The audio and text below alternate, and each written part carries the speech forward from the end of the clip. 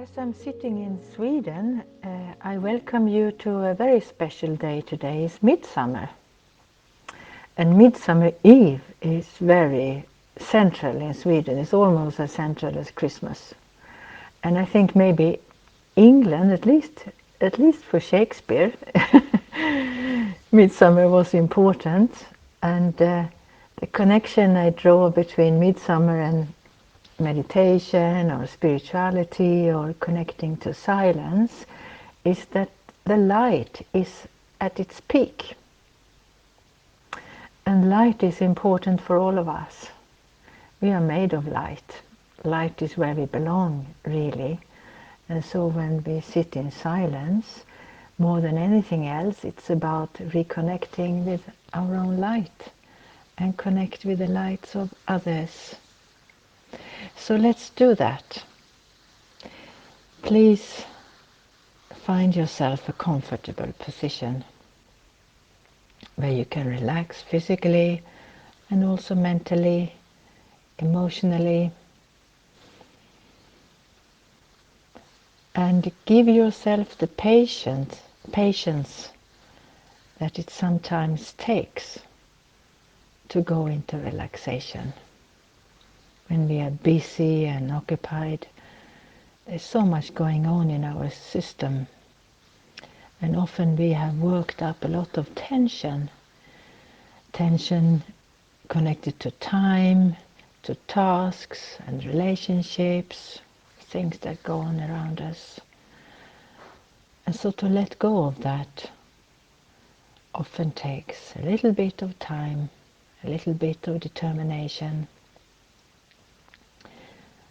And I can always say to myself that whatever is pulling my mind at this time, I can go back to thinking about that after 15 minutes.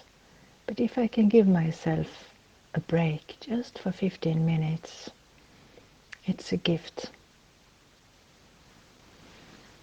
And so, as it is midsummer, we can also think about when the sun is at its peak, the light it gives is maximum. And I can imagine God being like a spiritual sun. And the spiritual sun is always in its peak. But maybe I don't experience that always, because I go into the shadows, or I disappear into the clouds of extra thinking or worries. So when I go into silence, it's like I prepare a space for myself where I can let the clouds diffuse or disappear. And if I think of myself as a source of light too, imagine that silence makes my light increase. So when I sit in silence and I let all my worries and concerns leave this space for a moment, I can almost physically feel how the light of my soul is increasing. It's in your hands to increase your light. It's like lifting the energy of your thinking. And it's not a question of belief only, but it's like a decision. You decide for yourself to think highly of yourself. Like I'm a pure, benevolent being. And to underline that thought, I'm a pure, benevolent being. This is what I really am. If I go deep inside, that is what I will find. I'm not my mistakes. my shortcomings. Those things exist in life, but they come and go.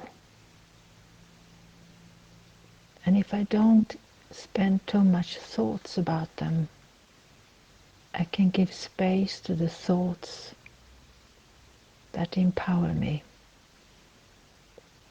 and that makes me also a resource for others. So just think for a while, I'm a pure and benevolent being. This is my true nature. And sense how the light of your being is increasing from inside, reaching out to your surrounding like a gift. I am a pure and benevolent being.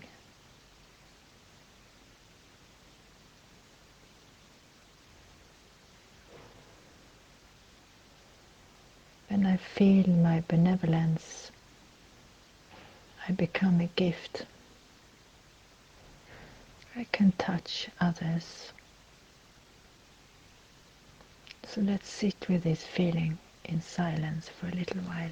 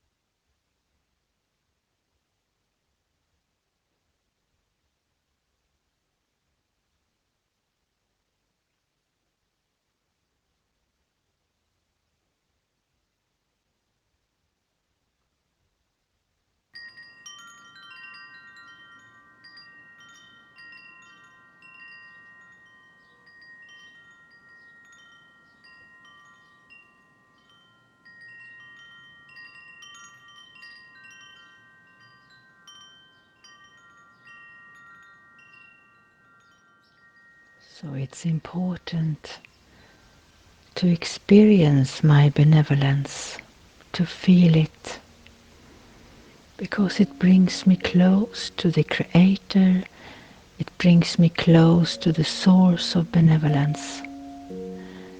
It has nothing to do with being selfish or egocentric, but actually the opposite.